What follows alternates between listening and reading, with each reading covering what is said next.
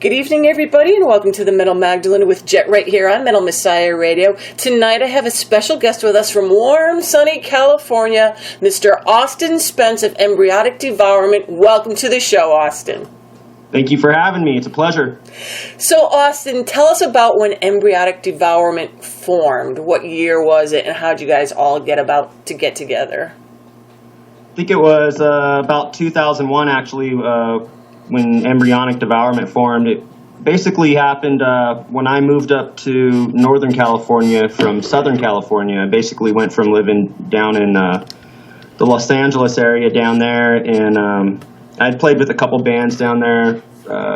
Demise was one of them, another band called Infest and Corrupt. And I did that for a while and just went through member changes and stuff, and eventually landed up in NorCal, about three and a half hours north of San Francisco, and hooked up with a punk rock drummer.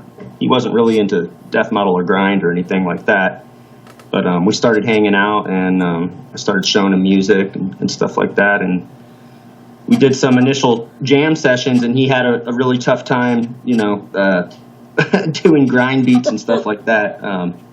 But now that's all he wants to play. He only wants to play grind now. If I told him to play a punk rock beat now, he'd probably laugh at me. But yeah, that's kind of how it started. Was I met our drummer Luke in high school, and just by some weird magical force, we were able to find the guitar player as well. I saw this guy wearing a Cannibal Corpse shirt just walking around town, which, by the way, at the time, the town where we met was like a population of like little over 2,000 people. So to actually find each other is quite amazing. And that's pretty much where it started, about 2001. So what was, like, out in California around that time, what was the scene like for this more brutal type of metal that you guys are doing out there back then? It was really tough to book shows. I actually, I was calling around to venues trying to get our band in, and they'd hear our name, Embryonic Devourment. What the hell? I mean, we were lucky to play like a battle of the bands or something like that. I basically, out of frustration not being able to get shows and move my band ahead, I basically kind of sort of made up some light lies to get myself in the booking door, basically, at some of the premier venues that I wanted to play. These venues weren't letting us in on anything, and so basically there was a huge band rolling through the Bay Area this one time, and I really wanted to get in on this show. Of course, this venue had been turning us down left and right, and so I basically messaged them posing as one of the band members, saying, "Hi, I'm such and such from such and such band, and we really want Embryonic Devourment on the bill." Next thing you know, I'm getting a call. "Hey, you guys are on the bill." Hey, so you got to do what you got to do. Like, and then, after a while, once we proved ourselves, we were getting show offers left and right, but nobody wanted to give us the time of day at first, so had to do something. So then you guys, right, at the end of 2003, you recorded your EP, Beheaded by Volition. Now, how did this EP start opening doors for you guys? That was released on a label out in Europe. Basically, we got together some songs we wanted to record, and we went to record with a guy named Juan Ortega, which is actually the singer of a pretty well-known death metal band called Vile. Mm-hmm. And so we went in the studio with him, and we chose him because basically his band ruled to us, and we knew he could help us get a good sound. And so after we got that recorded, we sent it around to some labels, and a label out in Spain called Grotesque Music actually picked us up. And that's kind of where it first started going around and, making the worldwide circuit, so to speak, through, distros and trades and stuff like that. So what was your guys' first major show after you started releasing stuff? First major show, I would say, far as major show, we got a show offered to play with Asesino in Tijuana back in our early days, and that to us was pretty major because the crowd reaction in general was just off the hook. It was just people just going nuts, and that was like to us that was like a major thing to actually see that in front of our faces like that. Before that, we were, playing shows where people were just standing there with their arms folded and things like that. But once we crossed over that border and played down there, it was like, whoa, this is some major stuff happening. And that's a great band to be with, too, because they're pretty powerful down there, especially, of course, So, and back in the day, too, they were huge. Yeah. So that must have been great for you guys. Okay, all right. So it was insane. Dino, the guitar player, the guy from Fear Factory, he actually, after we got done playing, came up to us and was like, "Can I take a picture with you guys?" We're going like, "What the hell?" Of course, like Dino, what the hell? So that was just like mind blowing that he was that cool and that nice, and just really stoked to like meet everybody and take pictures and stuff. It was awesome. That is awesome. So, okay, so you guys, 2007 was the release of your first full-length then, right, recorded and engineered by one of my favorite people, Matt Sotelo of Decrepit Birth. So tell us a little bit about making your first full-length album. Well, yeah, Matt really liked what we were doing because we started handing out Beheaded by Volition, going to a lot of the metal shows and stuff, and we'd just basically give it out for free. And the singer, actually, Bill Robinson, got a hold of one of our CDs and actually emailed and was wondering if they could use our drummer, Luke Boudier. They were like, "Wow, man, the drums sound badass on this. You think we could borrow your drummer?" And I asked Luke, I'm like, "Hey, man, they want to use your talents, and he was just like, "No, man, I'm not good enough or whatever." But I mean, still to this day, I look back on it. I know he totally could have done it, but yeah, that's kind of where we first kind of like had our run-in with Decrepit Birth, and so after a little while, playing some shows with those guys and stuff, I had heard that Matt started his own studio, and of course I was super interested after that, so I gave him a call, and he was like, "Yeah, come on down, let's do it." And we got down there. It was just like a little storage unit in Santa Cruz. That's what it was. It was basically a storage unit, no bathroom or anything like that, or facilities. And just came in there and just slammed it out in like 3 days. And so what was like the lyrical themes, or what are the basic lyrical themes of your music, Austin? Basically, it's just it's roughly based on a conspiracy idea that a man named David Icke came up with, that basically traces back our presidents of the United States, the past 43 presidents of the United States, to a bloodline that dates back through family trees all the way to the ancient Egyptian pharaohs. Those Egyptian pharaohs, basically also tell stories of, how gods, basically came from the heavens and things like this. And basically, David Icke believes that these gods are basically reptilian beings from a far-off planet called Nibiru. And it's just a really far-out concept, and it's basically just, for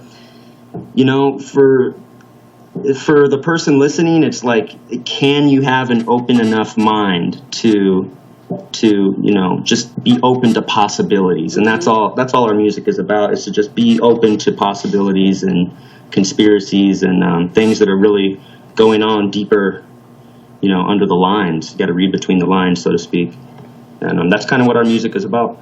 So what sparked the interest in all of this to the point where you wanted to write, music about it?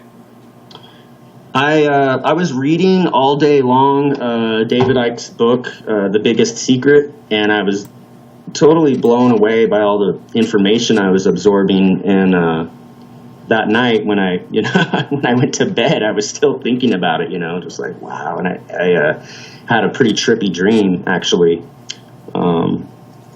that involved some of these reptilian beings. And when I woke up, I instantly had this idea. I was like, man, this is what our music needs to be about, Started thinking, every band kind of has their own thing. You got, bands like Anal Blast doing the porn thing, and you got Nile doing the Egyptian thing, and Cannibal Corpse doing the gore thing. We needed our own thing, and it just seemed like a natural concept to think about, or, to talk about.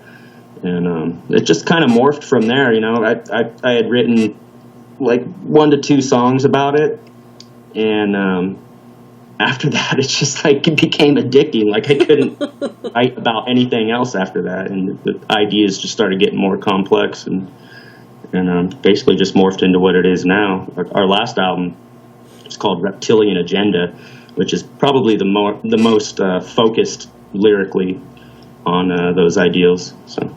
Mm-hmm. Now, before you picked up the book, were you interested in, ancient alien astronauts and all that kind of stuff and all those? Oh, definitely.